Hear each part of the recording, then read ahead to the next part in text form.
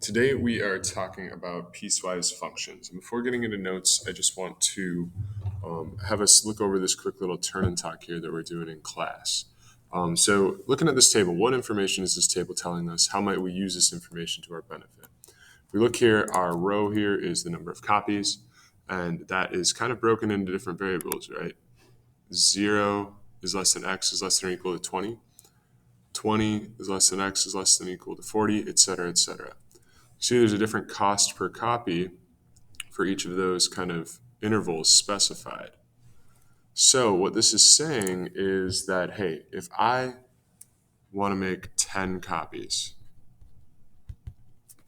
what that means is that I'm going to fall into this category. So I'm going to pay 7 cents per copy. If I wanted to make, let's say, 90 copies, that is going to fall into this category, and it's only going to cost me 5 cents per copy.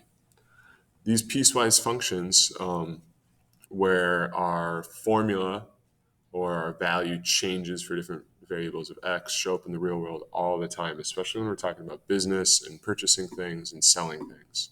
So the next question we kind of answered was, hey, how much would it cost to make 30 copies? Well, if we did that, 30 would fall into this band, right? So it would make 6 cents per copy. So we'd go 30 copies times 0.06 cents. And if we did that, we would get 30 times 0.06. We would get $1.80. Okay, if we did the same thing for 50 copies, this falls into our next band here, 40 to 50. We'd have 50 times 0.05 now, because that's our cost at 50 copies. 50 times 0.05, we would spend $2.50.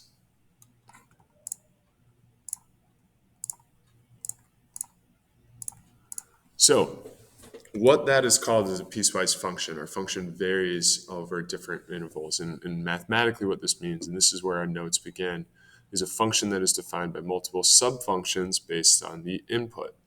That input there is x. Let's just jump straight into examples here.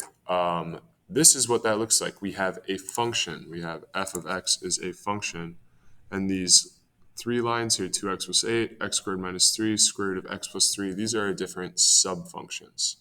And for each of these, they're defined by our different input variables. Notice how, let me clear that out.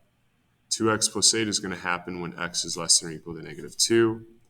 X squared minus 3 is going to happen between negative 2 and negative 3. And that square root of x plus 3 is going to happen when x is greater than 3. So we can evaluate these by just punching our numbers in that we want to, our input in that we want to evaluate, but we got to be careful by picking the correct subfunction. So if I have x equals negative 4, let's do this first one. If I have x equals negative 4, that means we're going to fall into this x is less than or equal to negative 2 category, right?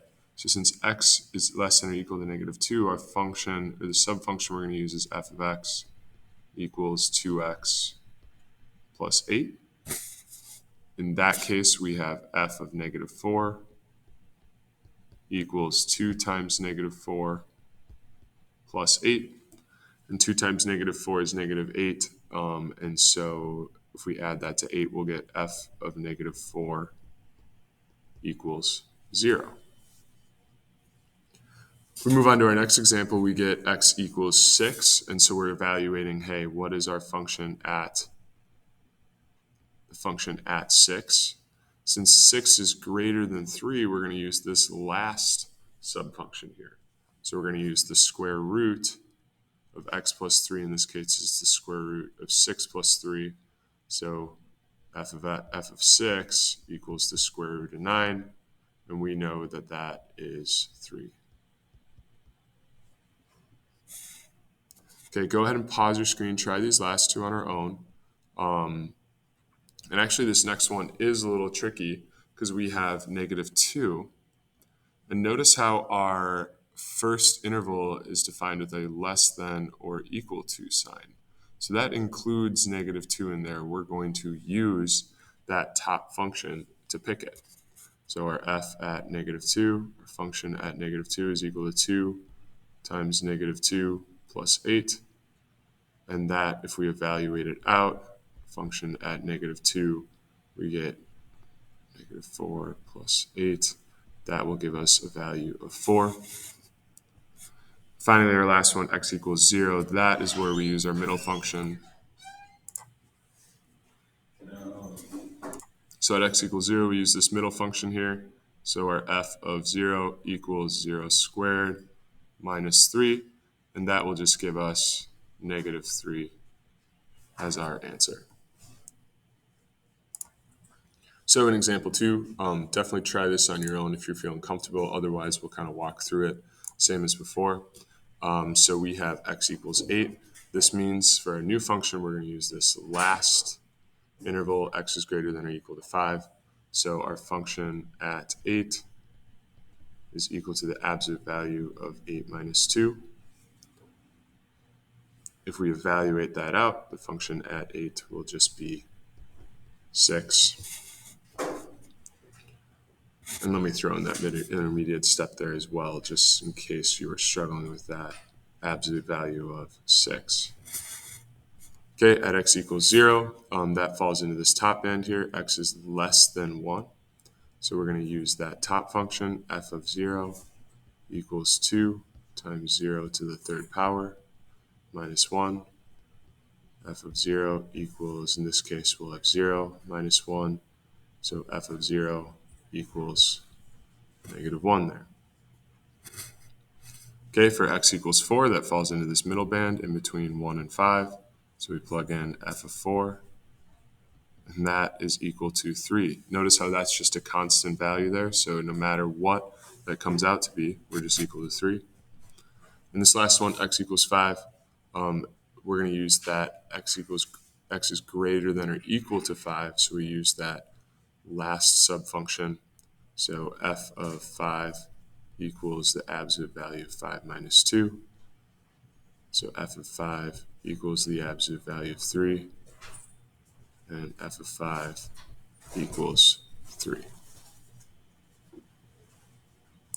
So we can also solve these piecewise functions graphically. On example 3, we have a graph here. We don't have our subfunctions listed, but we can see, hey, there's 3 different subfunctions on our graph. We got this one going to the left, we got this one in the middle, and we got this last one going to the right here.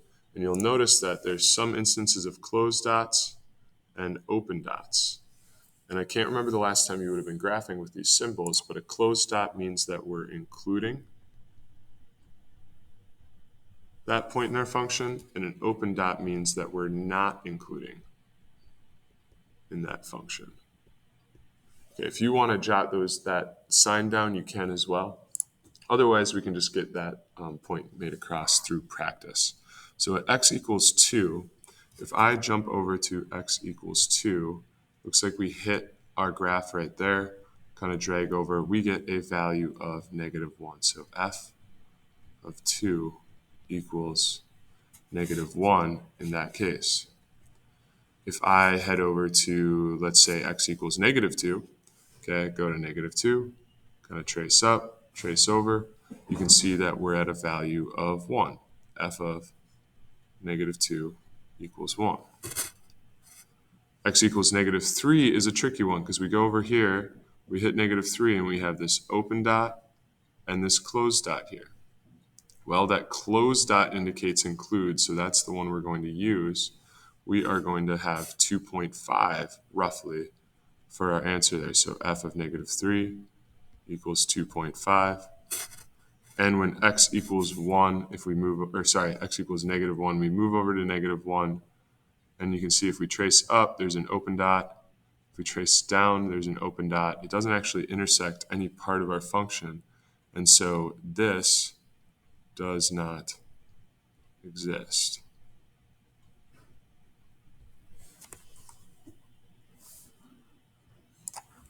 All right, so this last one we can try on our own. Again, we have 3 different kind of sub-functions here. Remember that these open dots mean we're not including them on our graph or on our function. Pause your screen, unpause it when you're ready to go. At x equals 0, that's at our y-axis there. We have a y value of 2, so f of 0 equals 2. At negative 1, it doesn't exist up on that open circle, but if we trace down, there is a closed circle where it does exist. That's at negative 2, so our f of negative 1 equals negative 2. At x equals negative 4, if I trace all the way over to negative 4 and go up to intersect my graph, and then read over to the right, I do get a value of 1 there, so f of negative 4 equals 1. And lastly, at x equals 3, if I move all the way over to 3, trace up, hit my graph, and then trace over, I have a value of 3 there. So f of 3 equals 3. Once you're done with those notes, go ahead and try out our practice problems. Just make sure to show me any work that you complete.